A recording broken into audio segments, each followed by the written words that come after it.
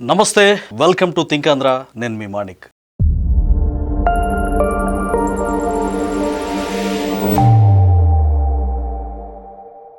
అంబటి రాంబాబు రాజకీయాల్లో ఆయన ఒక ఫైర్ బ్రాండ్ అనొచ్చు, లేకపోతే మంచి వాగ్దాటితో ఎప్పుడు మీడియాలో ఉండాలని కోరుకుంటారు. ఆయన తాజాగా జైలుకి వెళ్ళి వచ్చారు. వచ్చిన తర్వాత కూడా ప్రెస్ మీట్ పెట్టి మరి కేంద్ర మంత్రి పెమ్మసాని గారి మీద సెటైరికల్ గా నాకు సినిమా చూపిస్తా అన్నారు అని ఆయన చాలా విషయాలు మాట్లాడాడు. ఈ రోజు చాలా ఇంపార్టెంట్ విషయాన్ని మీతో డిస్కస్ చేయడానికి ఒక మంచి కంటెంట్ తో మీ దగ్గరకు వచ్చాను. డెఫినెట్ గా ఇది మిమ్మల్ని మీకు నచ్చుతుందని అనుకుంటున్నాను. సో ఇక ఆలస్యం చేయకుండా కంటెంట్ లోకి వెళ్ళిపోదాం. ఆంధ్రప్రదేశ్ రాజకీయాల్లో ఇప్పుడు అంబటి ప్రెస్ మీట్ లో చెప్పిన ఒక డైలాగ్ బాగా వైరల్ అవుతుంది. ఆ డైలాగ్ ఏంటంటే, నా ఇద్దరు అల్లుళ్ళు కమ్మవాళ్లే.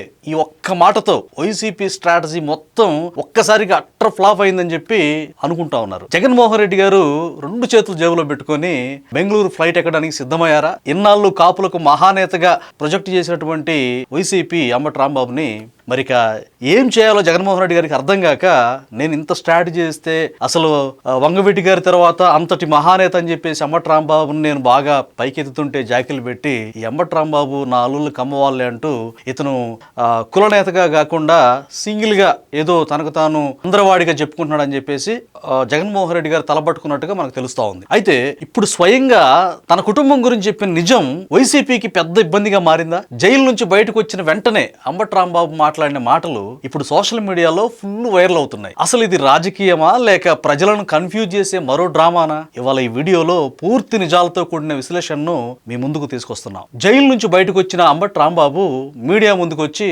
చాలా కాన్ఫిడెంట్ గా చిద్విలాసంగా నవ్వుతూ నిలబడ్డారు. ఇక నిలబడ్డ తర్వాత ఎప్పట్లాగే తన స్టైల్లో వ్యంగ్యంగా మాట్లాడుతూ కేంద్ర మంత్రి పెమ్మసాని గారి గురించి మాట్లాడుతూ, ఆయన నాకు సినిమా చూపిస్తా అన్నాడు, నిజంగానే సినిమా చూపించారు అని అన్నారు ఆయన. తర్వాత కానీ అసలు సినిమా ఇప్పుడు మొదలైంది అని చెప్పి అన్నారు. అసలు ఈ సినిమాలో నిజమైన హీరో ఎవరు అని ప్రశ్నించారు అంబటి రాంబాబు. ఇండైరెక్ట్ గా హీరో తానే అన్నట్టుగా ప్రొజెక్ట్ చేసుకునే ప్రయత్నం కూడా చేశారు. ఇంకో ముఖ్యమైన విషయం ఏంటంటే, నా ఇద్దరు అల్లుళ్ళు కమ్మ సామాజిక వర్గానికి చెందిన వాళ్ళు అని సగర్వంగా చెప్పారు ఆయన. ఈ ఒక్క మాటతో వైసీపీ స్ట్రాటజీ అంతా కూడా గంగపాలైంది. ఈ మాట ఆయన నోటి వెంట వచ్చిన వెంటనే ప్రజలు, అంటే ముఖ్యంగా కాపు నాయకులు కావచ్చు, వైసీపీ నాయకులు మొత్తం కూడా ఒక్కసారిగా ఆలోచనలు పడిపోయి తలల కిందకేసి, ఏంటి అసలు కాపు కులం గురించి గొప్పగా మాట్లాడతారు అనుకుంటే, జగన్మోహన్ రెడ్డి గారు ఎక్స్పెక్ట్ చేసినట్టుగా మాట్లాడతారు అనుకుంటే, అసలు రాంబాబు గారు ఏదో మీడియా ముందుకు వచ్చేసరికి మన వైసీపీ స్ట్రాటజీ మర్చిపోయారా అన్న దిగ్భ్రమలో వాళ్ళు ఆలోచించినట్టుగా అనిపించింది ఆ టైంలో. ఇన్నాళ్ళు వైసీపీ ఏం చెప్పింది? అంబటి రాంబాబు అంటే కాపు వర్గానికి పెద్ద నాయకుడు అని ప్రొజెక్ట్ చేసింది, కాపు వర్గానికి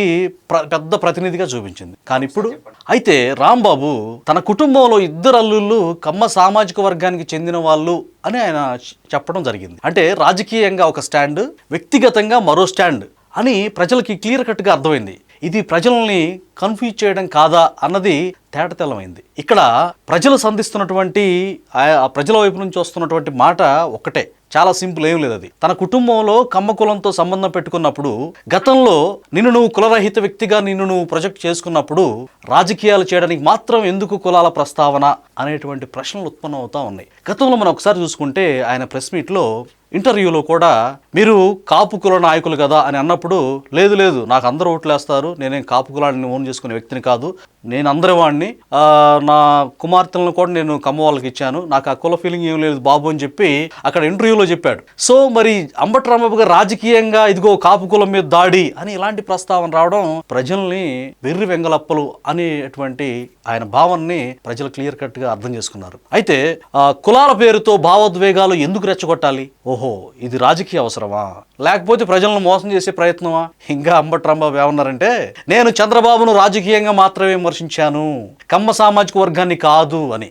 వాస్తవానికి రాంబాబు గారు ఏం మాట్లాడారు? నిజంగా రాజకీయంగా మాట్లాడారా? వ్యక్తిగతంగా ఆయన ఎంత దారుణంగా, ఆయన ఒక ముఖ్యమంత్రి అన్న స్థాయి కూడా మరిచి ఆయన దారుణంగా పర్సనల్గా తిట్టాడు. కానీ రాజకీయ విమర్శలని ఆయన వాగ్దాటుందని చెప్పేసి, ఆయన మంచి లాయర్ అని చెప్పేసి ఏదో జనాలని మోసం చేసే ప్రయత్నం చేస్తూ ఉంటారు. కానీ ప్రజలు ఒకటే అడుగుతున్నారు, ఇన్నాళ్ళు చేసిన వ్యాఖ్యలు ఏంటి? అవి రాజకీయ విమర్శలా లేక వ్యక్తిగత దోషంలా? ఇప్పుడు పరిస్థితి మారింది కాబట్టి మాటలు మార్చుతున్నారా అనేటువంటి ఆలోచనలు ప్రజలు క్లియర్ కట్ గా అర్థం చేసుకుంటున్నారు. ఇది కూడా ప్రజలు గమనిస్తున్నారు.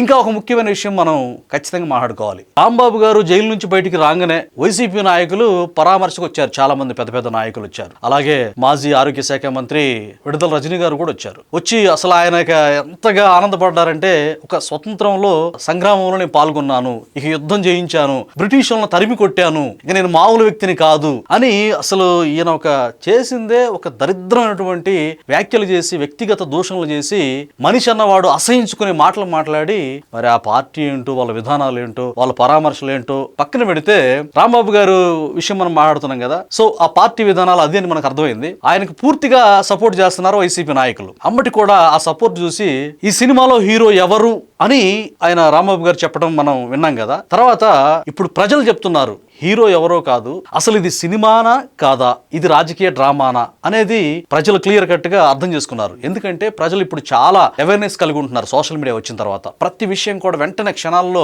ప్రజలకు దగ్గర అవుతా ఉంది. సో ప్రజలంత పిచ్చివాళ్ళు కాదు. ఎన్నికల సమయంలో కులాల పేరుతో ఓట్లు అడగటం, నాయకులను కులాల ప్రతినిధులుగా ప్రొజెక్ట్ చేయడం, కానీ వ్యక్తిగత జీవితంలో మాత్రం అదే కులాలతో సంబంధాలు పెట్టుకోవడం. అంటే ఇందాక ఆయన చెప్పినట్టుగా నా కూతురు నేను కమ్మ వాళ్ళకే ఇచ్చాను, కులాలా గిలాలా తూచ్ అన్నట్టుగా మాట్లాడారు. ఇది డబుల్ గేమ్ కాదా రాంబాబు గారు? ఇది ప్రజల్ని తప్పుడు భావనకి తీసుకెళ్లడం కాదా? ఇప్పుడు బాగా అర్థం చేసుకుంటున్నారు ప్రజలు నీ గురించి. ఇంకా ముఖ్యంగా సోషల్ మీడియా కాలం ఇది. సోషల్ మీడియా ఎంత పవర్ఫుల్ అందరికీ తెలిసిందే. ఎవరు ఏం మాట్లాడినా వెంటనే బయటపడుతుంది ఇప్పుడు కదా. పాత వీడియోలు, పాత వ్యాఖ్యలు అన్ని ప్రజల ముందు ఉన్నాయి. నువ్వు గతంలో ఏం మాట్లాడావు, ఇప్పుడు వర్తమానంలో ఏం మాట్లాడుతున్నావు అనేది కూడా క్లియర్ గా. అంటే గతంలోకి ఒకసారి వెళ్తే గతం అన్నారు కాబట్టి అసలు అంబటి రాంబాబు ఎప్పుడైనా ప్రజా ప్రయోజనాల కోసం కానీ, లేకపోతే ఆయనకు అప్పగిచ్చిన శాఖ ఉంది, నీటిపారుదల శాఖ, దాని గురించి అడిగినప్పుడు కూడా నాకు తెలియదు, నాకు దాని గురించి తెలియదు అన్నాడు. మరి ఆయనకి ఏం తెలుసు అంటే, ఉమనైజర్ గా ఉండి, నా మాట కాదు, సొంత మాట కాదు, ఉమనైజర్ గా ఉండి, అంటే స్త్రీలోలుడు, అమ్మాయిలు పిచ్చి అంటారు కదా, ఆ పిచ్చి ఉండి చిన్నపిల్లలను కూడా ఈయన కోరుకోవడం, మసాజ్ చేస్తుందా, ఇంకేమైనా చేస్తుందా, సుకన్య అని చెప్పడం, సంజన సుకన్య అంటాం. గతంలో కూడా ఏబిఎన్ ఛానల్లో ఈయన గురించినటువంటి ఒక పెద్ద స్టోరీ, అంటే ఫోన్ కాల్ కన్వర్జేషన్ భయంకరంగా వైరల్ అయింది. ఇంకో మనిషి అయితే సిగ్గుతో రాజకీయాలు కాదు కదా ఇంట్లో నుంచి బయటకు కూడా వెళ్ళాడు. అసలు నైతికంగా రాజకీయాలకు స్వస్తి పలికి, చి నా బ్రతికింది ఇలా అయిపోయింది, నేను రాజకీయాలు చేయటం సిగ్గు చేయటం అని చెప్పేసి రాజకీయాల నుంచి స్కిప్ అయిపోతాడు. కానీ ఈయన ఒక నాయకుడిగా ప్రొజెక్ట్ చేయటం, జగన్మోహన్ రెడ్డి అలాంటి వ్యక్తుల్ని గొప్పగా చిత్రీకరిస్తాడని మనం అర్థం చేసుకోవచ్చు. అసలు అంబటి రాంబాబు మంచి నాయకుడా, ఏదన్నా ప్రజలకు ఉపయోగపడేటువంటి, ఏమిట్రా నీ వల్ల ఉపయోగం అనేదో ఎక్కడో డైలాగ్ అన్నట్టు రాంబాబు వల్ల ప్రజలకు ఏమైనా ఉపయోగం ఉందా అన్నది ప్రజలు ఆలోచిస్తున్నారు ఇప్పుడు. అయితే రైట్, ఇక విషయంలోకి వెళ్తే ఇప్పుడు ప్రజలు ఒక్కటే కోరుకుంటున్నారు, చూస్తున్నారు. దేని గురించి? నాయకులు నిజాయితీగా ఉన్నారా, లేక రాజకీయ లాభం కోసం పాత్రలు మార్చుకుంటున్నారా? అంబటి రాంబాబు చెప్పిన ఒక మాట, అంటే ఇదంతా డ్రామా, కుల నాయకుడు కాదు అనేది ఆయనే చెప్పాడు ఆయన మాటల్లోనే. మరి ఇప్పుడు వైసీపీ గాని జగన్మోహన్ రెడ్డి గాని ఎందుకు ఈయన కమ్మకులం మీద దాడి అంటున్నాడంటే పెద్ద రాజకీయం. ఇలాంటి దగులుబాజీ రాజకీయాలను ప్రజలు యాక్సెప్ట్ చేయాలనేది క్రిస్టల్ క్లియర్ గా మనకు అర్థమైన అంశం. నా ఇద్దరు అల్లుళ్ళు కమ్మ, ఈ ఒక్క మాటే ఇప్పుడు రాజకీయాల్లో పెద్ద చర్చకు కారణమైంది. ఇది కేవలం ఒక కుటుంబ విషయం కాదు, ఇది రాజకీయాల్లో నిజం బయటపడిన క్షణం. అంటే ఆయన డొల్లతనం క్లియర్ గా అర్థమైంది. ఇన్నాళ్ళు ప్రజలను భావోద్వేగాలతో నడిపించిన రాజకీయాలు ఇప్పుడు ప్రజలు అర్థం చేసుకొని తిరగబడేటువంటి సమయం ఆసన్నమైంది. ప్రజలు మౌనంగా ఉన్నారనుకోవద్దు, డెఫినెట్ గా వాళ్ళు క్వశ్చన్ చేసే టైం వస్తుంది. వాళ్ళు అర్థం చేసుకుంటున్నారు, అంటే వాళ్ళు నిర్ణయం తీసుకునే రోజు చాలా దగ్గరలోనే ఉంది. సో డెఫినెట్ గా ఈ డ్రామాలకి తెరపడుతుంది. ఖచ్చితంగా ప్రజల అవేర్నెస్ తో రాంబాబుని ఈసారి రాజకీయాలు లేకుండా ఆయన చిత్తుగా ఓడిస్తారనేది మెజారిటీ ప్రజల అభిప్రాయం. రైట్, ఏదేమైనా ప్రజలు విఘ్నులు అనేది క్లియర్. ఇది ఈ రోజు వీడియో. మరొక వీడియోతో మళ్ళీ మీ ముందుకు వస్తాను. అప్పటి వరకు సెలవు, నమస్తే.